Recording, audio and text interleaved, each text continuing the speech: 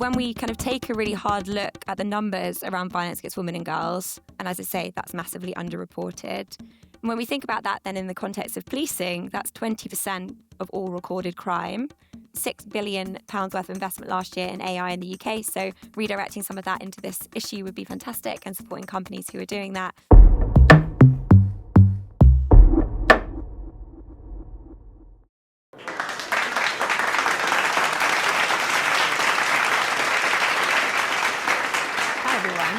Amazing to see so many of you here today. We're just discussing with panelists how fantastic it is to see the increased attention on this particular topic.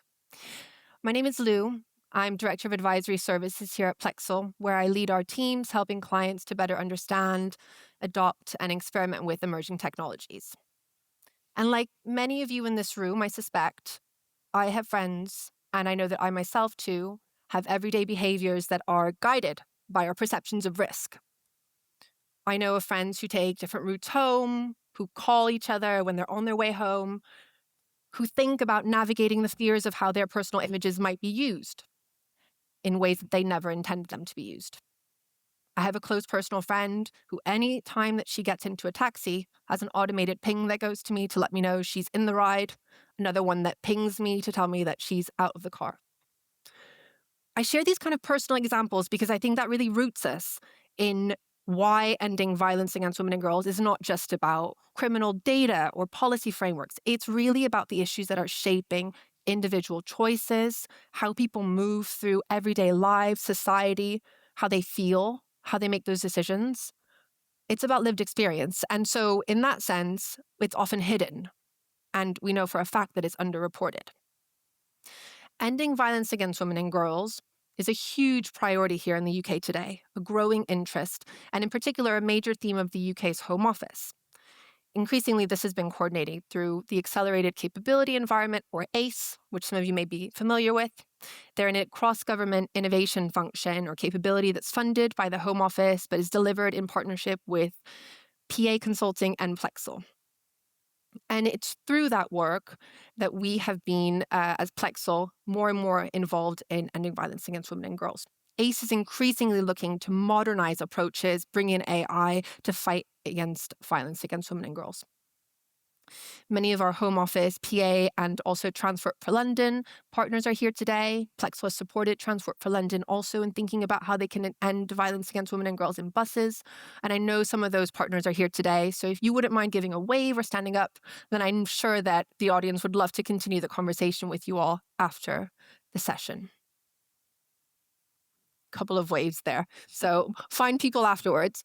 But at Plexal, we work every day with emerging technologies. So we can see the extraordinary opportunity that tech brings for ending violence against women and girls. Advances in AI, in data, and connected systems, they all give us new ways to understand patterns of harm, to understand how we can design safer environments, and also how we can even intervene earlier and more effectively. But at the same time, that very technology is amplifying some of the forms of abuse that we can see, creating new forms of abuse, opening new routes for potential harms, and indeed amplifying what already exists. But we know technology can help. So how do we ensure it helps in the right way? That's what I'm really hoping to dig into today with our panel, bringing experience from public sector reform, frontier technology, and operational delivery. And I hope this can be an honest and constructive conversation, but more importantly, one that builds on the experience, not just of these experts, but also the expertise I know is in the room today. So with that in mind, there'll be lots of time for questions at the end. And if you do decide to share reflections off the back of today on social media, obviously please tag Plexal and we can amplify. Let me introduce my panelists. First and foremost, Laura Suggitt. Laura is founder of the Meritocracy. It's a social justice agency. And you're one of the leading voices in the UK on public sector reform, with experience spanning criminal justice, gender-based violence prevention, education reform, and prison policy. And you led the UK's end-to-end rape review and designing also the Northern Irish response to serious sexual offences, and as well advising UK and international governments on ending VOG, or violence against women and girls, intersection of kind of legislation and technology. So very well placed to speak to the issues that we'll be facing, but the opportunity that there is too. Eleanor Kaye, Chief of Staff at Augur. Augur is an AI resilience company. They focus on protecting national security, infrastructure, and public spaces. And your background is in strategy and operations, scaling companies' critical moments of growth. Eleanor spent 6 years at Palantir, and before going to Augur, spent years building a international investor network at Newton Venture Program. Our third panelist is Jamie Hodsdon, policy manager and for UK and Western Europe at Waymo, working with governments and regulators on self-driving vehicle policy, having previously led the UK government's self-driving vehicle program and later heading up regulatory affairs at Augur. So lots for us to dig into today, I have no doubt. Laura, if we could start with you. Yeah, absolutely. So one of the things that we talk about when we talk about VOG is that it's not just a societal challenge, but actually a national security challenge. And I'm really interested in what that means in practice. How does that change how we need to respond? Yeah, absolutely. And I think, there will be many in the room for whom this isn't a surprise, but many for whom this is a kind of different angle on violence against women and girls. So violence against women and girls was named by the UK as a national security threat on a par with other terrorist offences back in 2023. And often when I say that to people, they're still actually quite surprised, which is really interesting. And often that's people who are already working in and around defence and security. But when we kind of take a really hard look at the numbers around violence against women and girls, 1 in 12 women will record with the police an offence of harassment or abuse every single year. That's massively underreported. So the real figures are massively higher than that. It's probably around 1 in 2 women over their lifetime who will be a victim of violence. And when we're talking about abuse and harassment more widely, similarly, male victims as well, 1 in 30 men will report an incident every year, and 1 in 10 over their lifetime. And as I say, that's massively underreported. And when we think about that then in the context of policing, that's 20% of all recorded crime. And I'm just going to pause there, 20%. And that is therefore kind of about 3,000 offences recorded every year. So whilst we're here talking about violence against women and girls on this panel, there will be around 200 instances reported to the police just over the timing that we're sat here. So that really, I think, puts in context the sense of scale. And I think if there were any other crime type that we were experiencing at that kind of scale, that's not a blip or a glitch, that's a full-blown crisis. So I think the justification, the argument for considering VOG and treating it as a national security threat is absolutely there. And why is that important? Why does that matter? I think that's because, both as a national and a global security threat, that means we treat it differently. Again, we don't see it as something that we respond to as an isolated incident, but in fact, we respond to it with a whole system response. That means it's everybody's problem. It's the tech builders, it's the regulators, it's government, it's policing, it's individuals, it's educators, something that we all need to get behind and we all need to tackle and we all have a role to play. And I really hope we're going to talk about that a bit more through today. And it's fantastic to be joined on the panel by tech builders doing just that. That also means that funding is sustained. So again, there's a massive funding shortfall in violence against women and girls, estimated at around 400 million. And we'll talk about that, I guess, in the context of how much funding is flowing into AI and emerging technology at the moment. Treating it as a national security threat and really putting it on that platform creates the context to really respond. And then, in terms of national and global security, technology has a real part to play. So you mentioned it in your intro, Lou, but we've seen a real explosion in the volume and a real kind of a change in emerging VOG offences over the last few years. The vast majority of those are facilitated and enabled by technology. The end of 2025 was the highest quarter on record for violence against women and girls offences across the world. Again, that's largely facilitated by new and emerging technologies, chatbots, deepfakes, etc. So for me, as somebody who's worked in violence against women and girls for a really long time, both on the front line operationally, not-for-profit, as an advocate, and behind the scenes in technology too, I think this is the greatest moment we've ever had to end violence against women and girls. At the moment, technology is proliferating harm, but for everybody in the room today, and I am so delighted to see such a big audience, thank you. This is an opportunity to ultimately end violence against women and girls if we choose to use technology for good as a weapon in our arsenal to fight this crisis. So yeah, the revolution starts here. Thank you. Excellent. I mean, yeah, some really jarring statistics there, I think, Laura, and but absolutely agree with you in terms of the opportunity and the responsibility, in fact, that we all have, and tech as well as many other sectors. I guess Eleanor and Jamie, you're both here representing that tech, the face of tech, and the opportunity that tech can provide us. Would love to hear from you both what you think your sector is getting right when it comes to its role in ending violence against women and girls, but equally where you think we're not quite where we need to be yet. Sure. Do you want me to go Yeah, first? please do. Oh, it's my mic working. Can you hear me? Yeah. Okay, sorry everyone.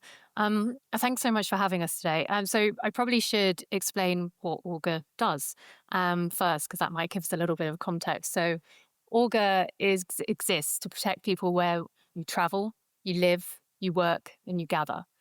And it's like I can't remember your own name.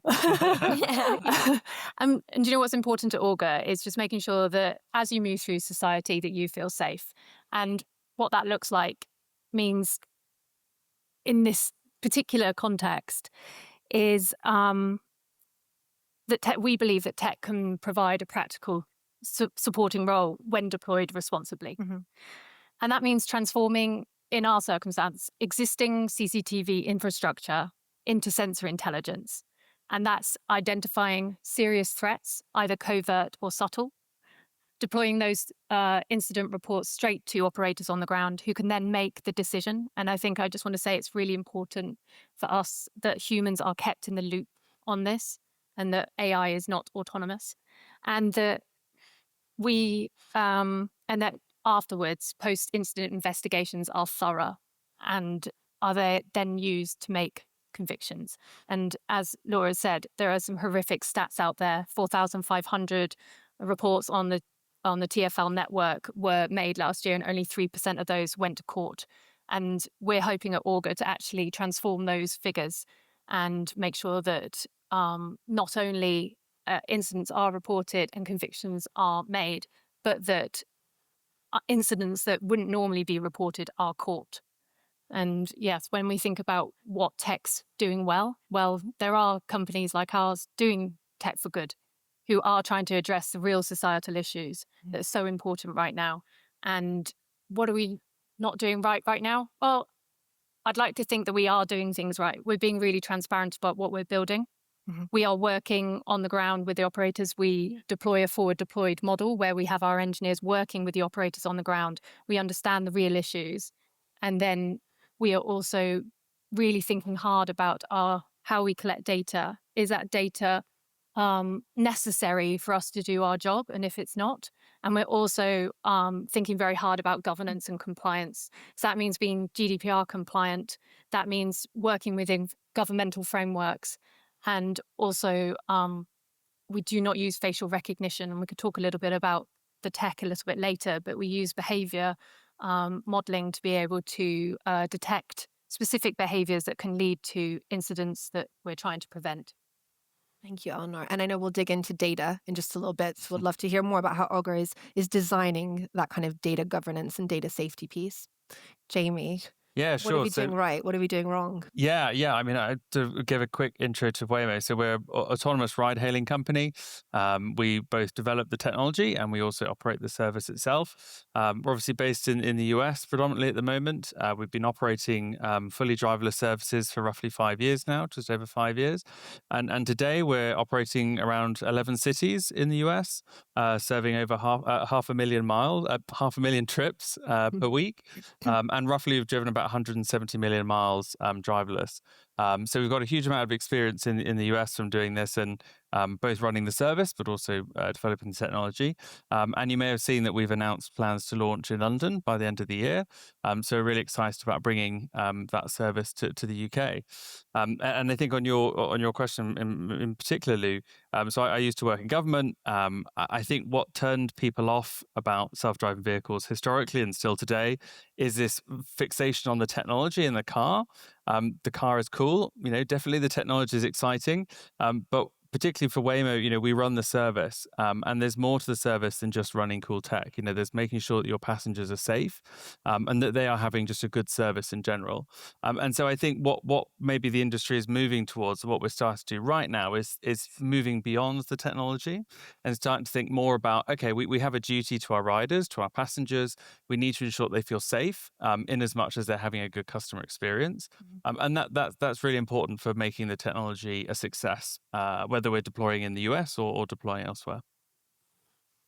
Just a quick one, Lou, I didn't cover in my intro, but I think it's really come out for me in everything that Eleanor and Jamie have said, is the importance, particularly in violence against women and girls we're talking about today, is prevention of harm before it happens.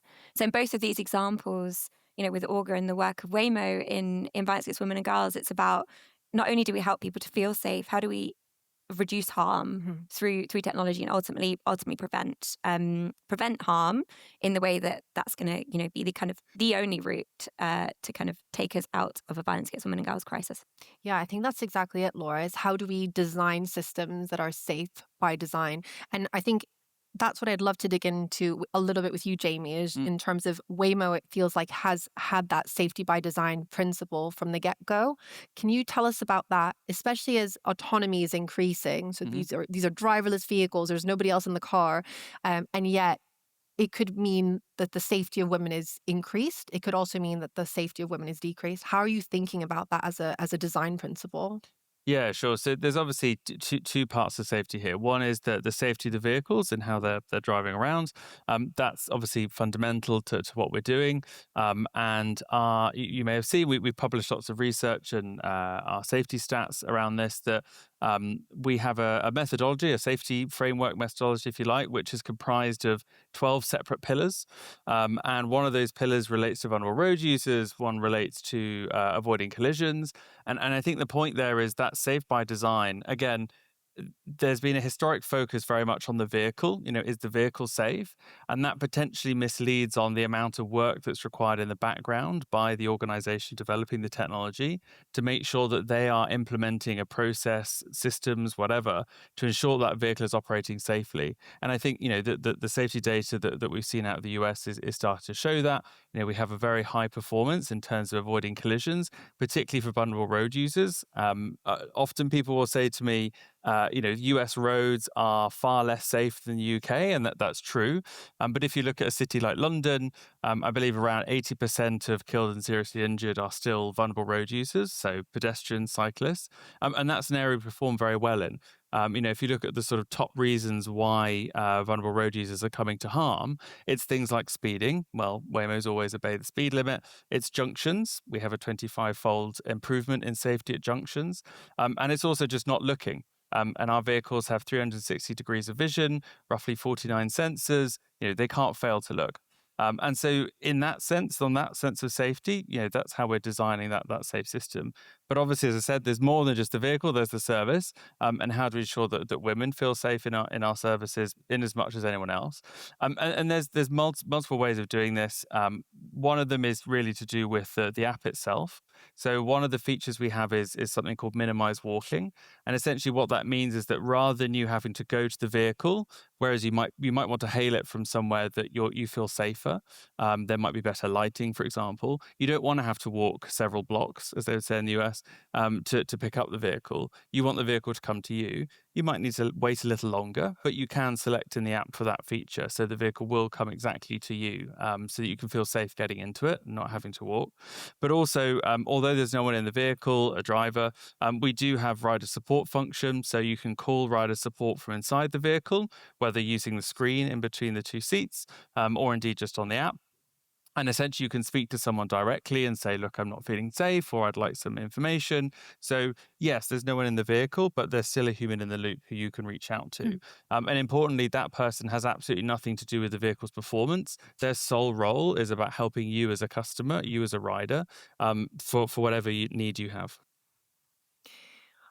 Thanks, Jamie. And it sounds like that those safety principles, those go far beyond women and girls. It's all users. Eleanor, I'm curious from an Augur perspective where you think AI can genuinely help women and girls. So a lot of your tech is about understanding spaces and behavior within spaces. How are you using that AI technology for women and girls specifically?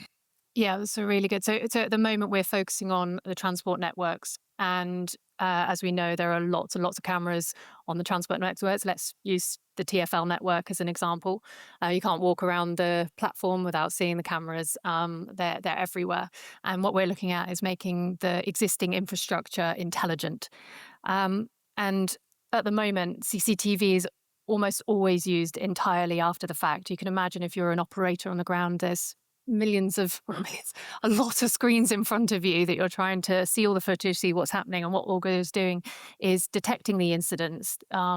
We could use an example here of behaviour. So we're very thoughtful about the behaviours that can by themselves not mean anything, but together can mean something. So a person on the ground who's bending over versus someone on the ground who's bending over with a phone in their hand, and someone bending over with a phone in their hand next to a woman wearing a skirt. So you can see as those different behaviours are added up together, that's what could detect an incident, which would be flagged immediately to an operator on the ground. They would then look at that incident. They would decide whether it's it's nothing, you can dismiss it. And this is what you were saying about having the human in the loop always. They would then either escalate it and action it, and then afterwards we can then create the report that would be used if required, if the person or the victim was decided to report it. And at the moment, when we think about the sort of 4 areas around, prevention, detection, reporting, and then hopefully will lead to the prevention. We're at the stage where we can do the, retrospective, but we're working towards the at the moment, and then we will work towards prevention. And it's like I said at the beginning, I think if you know that you're going to do something that potentially would be caught, you're more likely not to do it. And I think at the moment, we're just not seeing the outcomes that we would hope. If people report something, that they would get the outcomes. And Laura and I talked a lot about that before the panel, about how hard it is to get a conviction. But if you're able to, with an operator, for example, it's not just finding the footage, which can take 12 hours to find a 15-second clip, but also there are retention rates as well. So by the time you actually find it, does the image even exist anymore? With Augur, we're able to bring that down to minutes, hours, hopefully in the future. So just a caveat, we're developing the technology at the moment, and we are deployed on certain customer sites at the moment. But it's very exciting, and we really believe we can make a difference here. Yeah. Laura, I'm curious, and as you're hearing kind of Eleanor and Jamie speak, from your perspective, focused on social justice, I'm curious what you think in terms of we're designing these societies and these systems with technology embedded. Eleanor, what you're saying, it would be embedded in everything that we use day to day for our transport. I'm curious where you think there are potential pitfalls for the tech companies, and what, the likes of Eleanor and Jamie and their companies need to be thinking about avoiding as they deploy. Yeah, absolutely. I think, there's always unintended consequences that's really important to flag. So I think what both of these examples draw out is safety by design, but in its very real sense, not just as a kind of marketing speak, but, thinking about safety right at the outset. So any kind of product that you're bringing out to users, if that has any form of communication, surveillance, advisory, content, that has the potential to be misused and to perpetrate harm. So for me, what I would love to see, which definitely is not the standard right now, is that every product that comes to market has gone through a violence against women and girls or abuse and harm kind of, appropriate risk assessment, and that it isn't deployed until that safety is proven. We saw that, happen at kind of lightning speed at an alarming rate outside of the transport sector, but in image creation, in the speed at which deepfake and intimate images were created when those tools first came to market a few years ago. It took 3 years to get the relevant legislation in place to sort of start to curtail that trend. So those need to happen, right at the start. It needs to be built into the design process and as part of that kind of ethical governance in releasing technology, so critical. And then similarly, making sure that your community engagement and engagement with those who are going to be impacted by this technology is right at the forefront. And I'm sure from conversations we've had previously that that's happening for you both. But, the violence against women and girls sector, survivors, people of different races, sexual orientations, like they have different needs. Disabilities have different needs in engaging with various technologies. And, that engagement at the moment doesn't happen at anywhere near the pace that it needs to happen. And there's a real kind of, I think, a real amazing opportunity here to bring together, the violence against women and girls sector, technology, to start making inroads in this, this harm, which for many people in violence against women and girls sector, myself included, has for a long time felt quite intractable. So I feel incredibly excited about the opportunity of AI to actually help us start managing some of those issues around capacity, appropriate advice, detection of, stalking behaviours, for example, the opportunity, drivers as a major area of risk in transport. Vehicles without drivers remove that risk, which is a really exciting opportunity. And yet, we need to bring these communities together even more than we are at the moment. I couldn't agree more. And I think it's so important to engage early. And I know I mentioned briefly in the intro, but we deploy our engineers on site with our customers, which means we're living and breathing what they're seeing day to day, which allows us to iterate fast and build technology that actually addresses the issue and doesn't, there's a item where you call mission scope, where you can end up being drawn down a whole other route, and actually it's keeping us on track and making sure that we're continuing on our mission. And building a company that's morally grounded is really important, and I wouldn't have joined Augur had I not felt that really deep inside. And the work we're doing to eliminate violence against women and girls is so important to me. So I think we've kind of naturally shifted into some of the tension that lies here. We need data to better understand and baseline where we're at with this harm space. Equally, the data itself can cause harm, can entrench biases into the systems that we're designing. So I think that tension of we need the data, but we also need to be mindful of individuals, of the groups that are touched by the data within this, and really keen to try and understand from yourselves' perspective, kind of how do we ensure that we have enough data to, for example, detect risks early on. In the case of both your technology companies, I think would benefit from that. And Waymo, of course, is collecting loads of data by nature of its company, similarly Augur.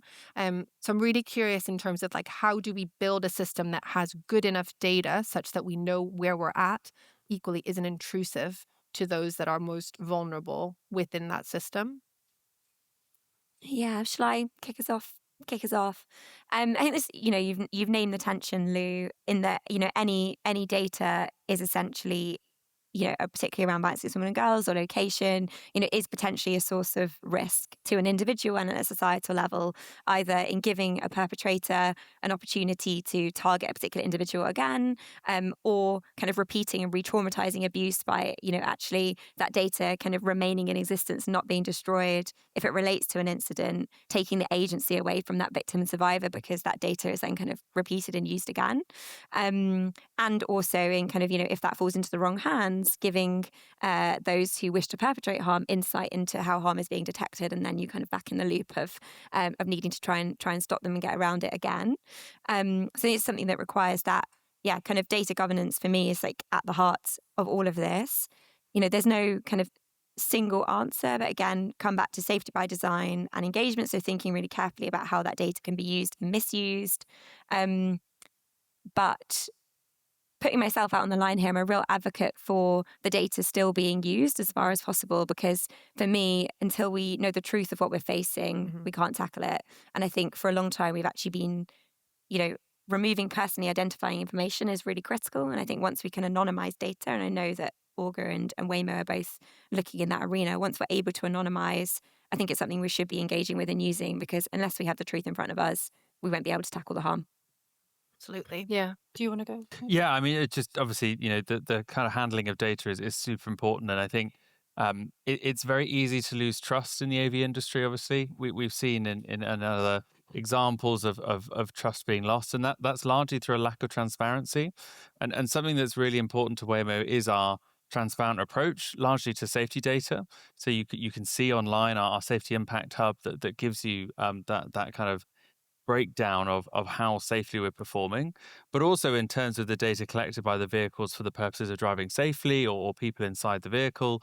This is an ongoing conversation with government. We have to be approved by the Department for Transport in order to remove the driver in the first place. And of course, GDPR is just as important to us as any other data controller. And so these are the conversations we're having to sort of say, how can we make sure that we are maximizing the value of the data, as you're saying, but without taking more data than's necessary.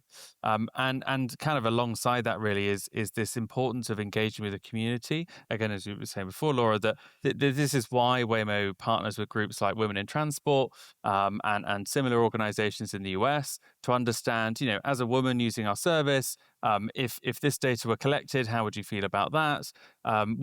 Generally, the community has views on how they want the data to be used. And that's why it's so important to partner with them to ensure that the service, in as much as the technology, is being developed in a way that's desirable to them and could be used for good. Yeah, I was just thinking about, the way Augur thinks about it is we're collecting data that is the minimum amount necessary to create the best safety outcomes. And, we're really more focused on behavior rather than, facial recognition, like that biometrics, that kind of thing. So we're eliminating biases, and we're also red line on autonomous decision making. We really ensure that we've got the human in the loop to make the decision at the end. We're also GDPR compliant. We're working within the frameworks that are in front of us. Same as you, just being really thoughtful about building companies from safe, ground up with a good moral use behind it. Maybe if we just do a quick fire round, what is one thing everyone here in this audience could do tomorrow to play their role against ending violence against women and girls? Should we start with Jamie? Yeah. Yes, put me in the spotlight. It would be to push for better transport safety. I'd love to talk about automated vehicles, right? But they're just one part of the puzzle. And ultimately, it's pressuring the government for better transport safety, better legislation, and better approaches. Mine would be believe that there is tech for good, that actually tech is being built with a good moral compass, and it's time to trust them. Thank you. Laura? I really like that. Those are both brilliant. I think if you're a tech builder, it's to look really hard at your product and think, how could this be misused for violence against women and girls? But even better than that, how could this be used for good to eradicate this harm? If you're a funder, there is a tiny proportion of funding that currently flows into tech for prevention of violence against women and girls. And there's £6 billion worth of investment last year in AI in the UK. So redirecting some of that into this issue would be fantastic, and supporting companies who are doing that. And everybody else, it's keeping engaging, it's keeping educated, it's looking at the world around you and supporting those around you to feel safe if you can. Thank you all.